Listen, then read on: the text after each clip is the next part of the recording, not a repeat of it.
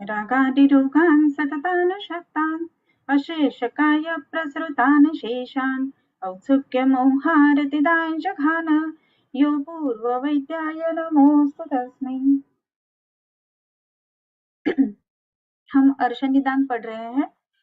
अर्श निदान के हमारे कुछ श्लोक हुए हैं और आज हम जो बाह्य अर्श या फिर इतर स्थान स्थित अर्श जो है उसके बारे में आज हम जानने वाले हैं। ये इतर स्थान कौन कौन से होते हैं और इसमें कैसी चिकित्सा करनी चाहिए, उसका निदान कैसा करना चाहिए, ये सब हम आज के इस अर्श निदान के श्लोक में देखने वाले हैं। आज का जो हमारा श्लोक नंबर है वो 55 जो है उधर तक हमारा हुआ है। आगे से यानी 56 श्लोक जो है उधर से आज हम पढ़ने जा रहे हैं। मेधादिशोऽपि वक्ष्यन्ते यथा स्वं नाभिजानीतु गंडूपदास्य रूपाणि पिच्छिलानि मृदूनि च, ऐसे कहा गया है। इसमें अभी मेधादिशोऽपि वक्ष्यन्ते, मेढ्र आदिषु अपि वक्ष्यन्ते यथा स्वं नाभिजानीतु, मेढ्र इत्यादि के स्थान पर भी ये जो अर्श है वो होते हैं। नाभि के स्थान पर होने वाले जो अर्श है वो कैसे है? गंडूपद आस्य रूपाणी पिच्छिलानि मृदुनि च, जो अर्श नाभि पर उत्पन्न होते हैं वो कैसे है? गंडूपद आस्य रूपाणी, गंडूपद, गंडूपद इसका मतलब है अर्थवम, उसका जो आस्य यानी जो मुख है उसके अनुसार ये रहते हैं। नाभि के ऊपर जो अर्श रहते हैं वो जैसे कि अर्थवम जैसा उसका फीलिंग है या फिर अर्थवम के मुंह जैसा उसका फीलिंग है, ऐसे कहा गया है। और ये कैसे है? तो पिच्छिलानि मृदुनि च, ऐसे कहा गया है। ये पिच्छिल है, ये जो अर्श है उससे स्राव होता है और जो एकदम चिकना रहता है ऐसा पिच्छिल स्राव उसमें रहता है। और इसमें और भी एक बात बताई गई है कि ये मृदु है। ये स्पर्श के लिए मृदु है, इसमें कठिनता नहीं है। ये जो अर्श है वो नाभि के ऊपर के अर्श के बारे में इधर बता दिया है। नाभि के ऊपर अर्श जो रहते हैं उसमें जनरली हम देखते हैं कि छोटे जो बच्चे रहते हैं, न्यूबॉर्न बेबीज, उसमें ये नाभि अर्श बहुत सारे देखने के लिए मिलते हैं। और उसकी जो चिकित्सा आगे जाके बताई गई है ना वो है करिश मशी, यानी जो बकरी रहती है उसकी जो विष्ठा रहती है उसकी जो मशी है उधर अगर लगा दी जाती है तो उसके कारण ये नाभि अर्श जो है वो निकल जाते हैं। छोटे बच्चों में जब भी ये हमें अर्श देखने के लिए मिलते हैं तो उसकी चिकित्सा जो है वो इस करिश मशी के अनुसार हम कर सकते हैं। इधर तक जो है वो मेढ्रादिशोऽपि वक्ष्यन्ते यथा स्वं नाभिजानीतु गंडूपदास्य रूपाणि पिच्छिलानि मृदूनि च। उसके बाद में जो आया है श्लोक उसमें व्याने गृहीत्वा श्लेष्माणं करोति अर्शं त्वचो बहिः कीलोपम स्थिर खर चर्म कीलम तु तम विदुः। अभी दूसरे जो अर्श प्रकार एक बताया गया है वो है त्वक अर्श या त्वचो बहिः अर्शम करोति, ऐसे कहा गया है। त्वचा के ऊपर बाहर ऐसा ये अर्श उत्पन्न कर देते हैं। ये जो अर्श है वो कैसा है? व्यानो गृहीत्वा श्लेष्माणम, व्यान कफ को गृहित करके यानी कफ से आवृत होके ये त्वक अर्श उत्पन्न कर देता है। ये त्वक अर्श के बारे में जब भी हम कहेंगे तो ये त्वक अर्श जो है वो त्वचा के कोई भी भाग पर हमें ये देखने के लिए मिलते हैं। इसमें कफ और व्यान वायु इसकी दृष्टि हमें देखने के लिए मिलती है। ये जो अर्श है इसकी चिकित्सा कैसे करें? तो इसकी चिकित्सा जो है ना वो भी हम क्षार सूत्र से अनुसार भी कर सकते हैं। उधर अगर धागा बांध दिया जाता है तो उसका बहुत अच्छा परिणाम आ जाता है। इसका स्वरूप कैसा है? तो कीलोपम स्थिर खरम चर्म कीलम तो तम विदुः, ये जो बहि अर्श या फिर त्वक अर्श है इसको क्या कहा गया है? ये कैसे है? तो ये कीलोपम ऐसे है, कील उपम, इसका मतलब ऐसा है कि जैसे कि कील रहता है यानी नेल रहता है ऐसे ये अर्श होते हैं।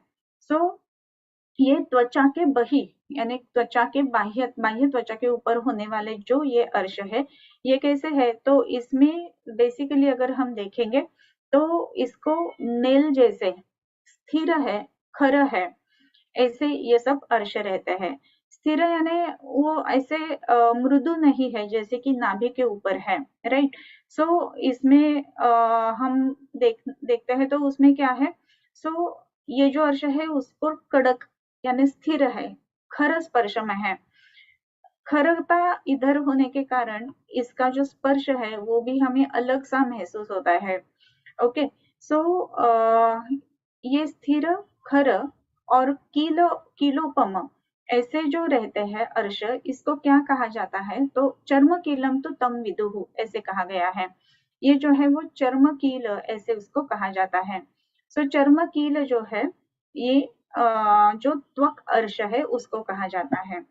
उसके बाद में का जो श्लोक आता है उसमें है कि कीलो वातेन तोदः पारुष्यम पित्तात् असित रक्तता श्लेष्मणा स्निग्धता तस्य ग्रथितत्वम सवर्णता। इसमें और भी कुछ बातें कही हैं, जैसे कि ये जो त्वक अर्श रहते हैं उसमें जब भी वात की वृद्धि ज्यादा देखने के लिए मिलती है तो ये तोद ऐसा इसमें देखने के लिए मिलता है। सो तोदवत वेदना ऐसी बात उसमें रहती है। लेकिन जब भी पित्ता असित रक्तता, जब भी पित्त का प्राबल्य उसमें देखने के लिए मिलता है हमें, सो क्या है? सो इसमें पित्त का प्राबल्य होने के कारण असित रक्तता ऐसे कहा गया है। सो पित्त जो है असित यानी जो श्वेत नहीं है और रक्त वर्ण का है, ऐसा उधर अर्श हमें देखने के लिए मिलता है। कभी कभी इसी को राजी का ये भी नाम दिया है। जब भी हम उत्तर तंत्र पढ़ते हैं तो उसमें ये अलग अलग बातें बताए गए हैं। और भी एक बात कही है कि जैसे श्लेष्मणा स्निग्धता ऐसे कहा गया है। कभी कभी ऐसा हो जाता है कि ये अर्श जो है उसमें कफ का प्राबल्य हो जाएगा। सो कफ का प्राबल्य जो भी होता है तो उसमें श्लेष्मणा स्निग्धता ऐसे कहा गया है। स्निग्ध वर्ण, स्निग्ध स्पर्श के रहते हैं।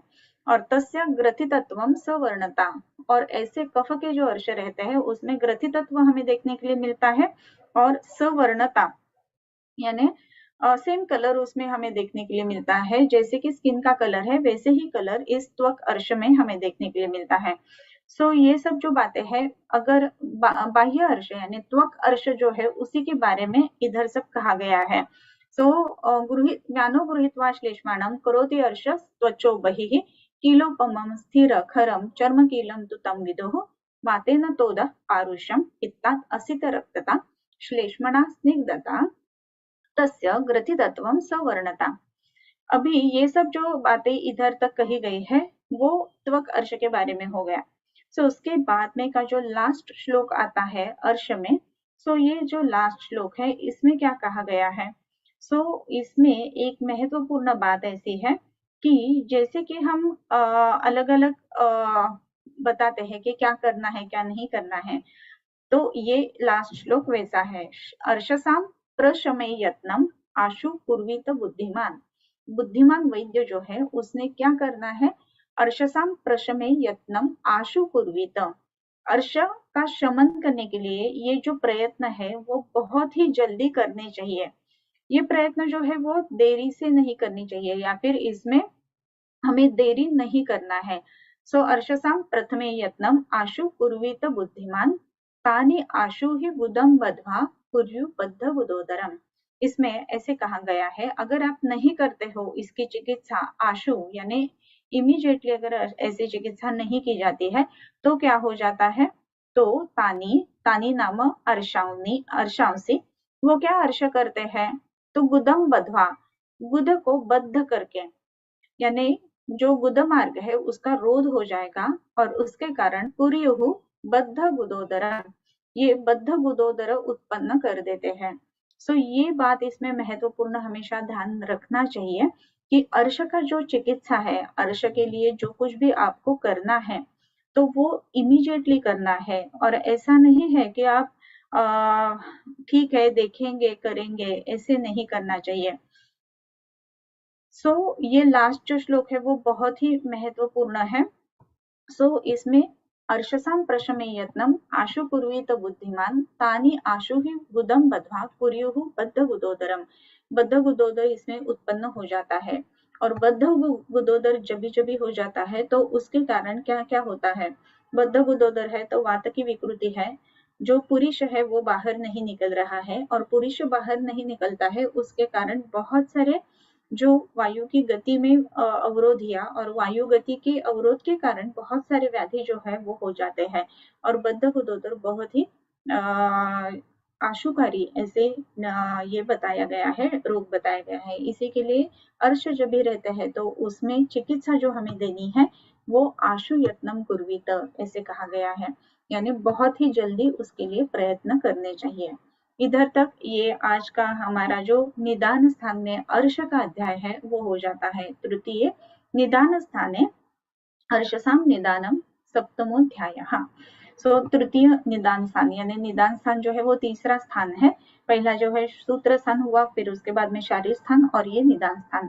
सो निदान स्थान का ये अर्श का अध्याय हमारा इधर आज हो जाता है और आगे यानी नेक्स्ट लेक्चर हम जो अतिसार ग्रहणी अध्याय जो है वो चालू करेंगे जो कि 8वां अध्याय है। ओके, सो आज इधर ही रुकते हैं, आज छोटा सा लेक्चर है। सो आज का इधर हमारा अर्श का निदान कंप्लीट हुआ है। नेक्स्ट लेक्चर में हम अतिसार ग्रहणी ले लेंगे।